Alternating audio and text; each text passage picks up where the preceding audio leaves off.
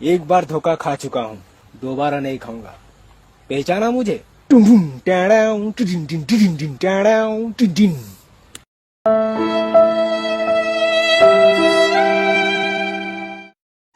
अरे बाप रे, बकचोदी मत कर लौड़े।